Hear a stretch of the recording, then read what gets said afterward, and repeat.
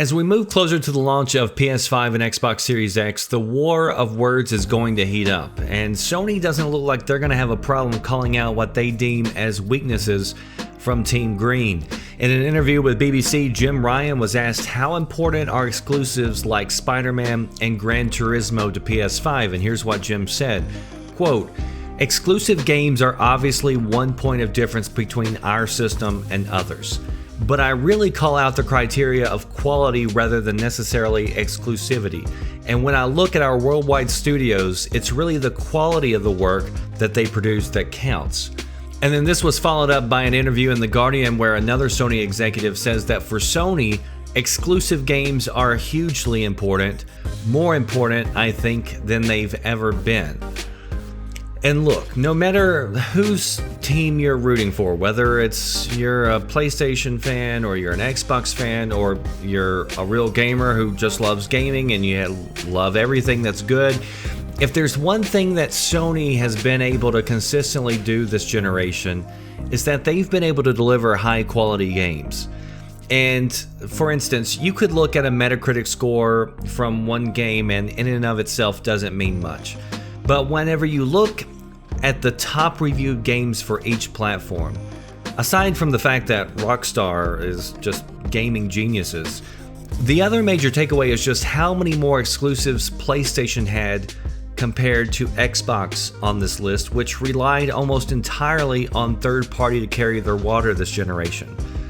And then on top of that, you still got Sony firing on all cylinders. Like they've got The Last of Us 2 coming out, which has been praised pretty much across the board.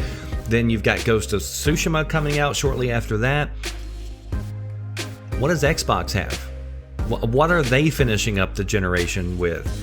They're basically finishing up the generation the same way they've played this entire generation, with a lot of games that are forgettable. And so, I mean, does anybody even remember the last Xbox game that was in the running for Game of the Year? Not even winning Game of the Year, just, as a mention.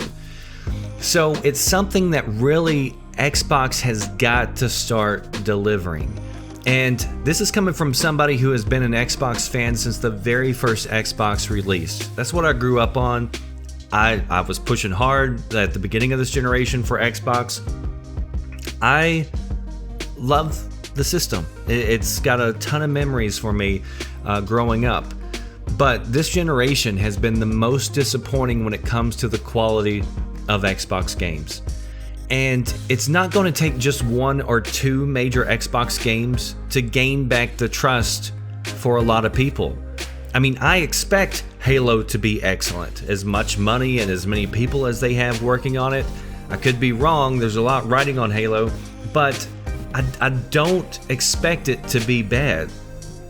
But you got to deliver that time and time again. You can't just have one or two good ones and then just like rows and rows of mediocre and forgettable games. And that's the difference between what Sony has been able to do this generation and what Xbox has been able to do. And, for me personally, Playground Studios, I think they're an excellent studio. I think they're probably the best right now. Like, I know that if a Forza Horizon game is coming out, I can feel confident that that's going to be good. But I can't say that for a lot of the other studios. And so if this generation has taught us anything, it's that exclusives do matter. Power?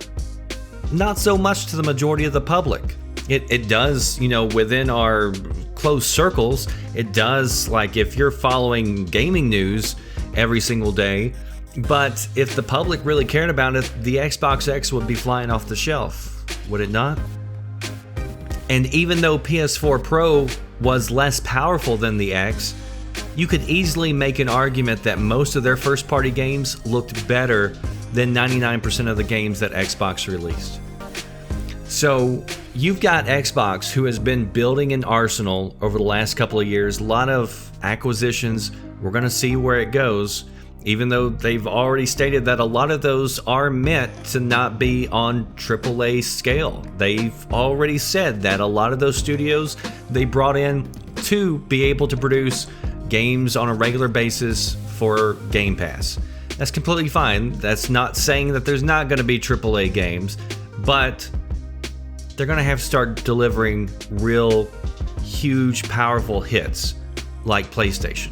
And I really do think they are going to have a ton to show in July. And I hope they blow off the roof, and I hope they surprise all of us, and that we all walk away wanting to be invested in Xbox.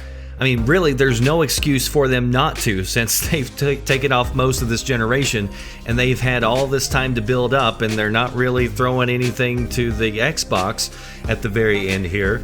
So it seems like they're saving their best to go forward. But there's no reason to also doubt that Sony is all of a sudden going to start going backwards, and that they're going to go down in quality or number of exclusives that they release. So they've set the bar, and it's time for Xbox to start delivering what we know.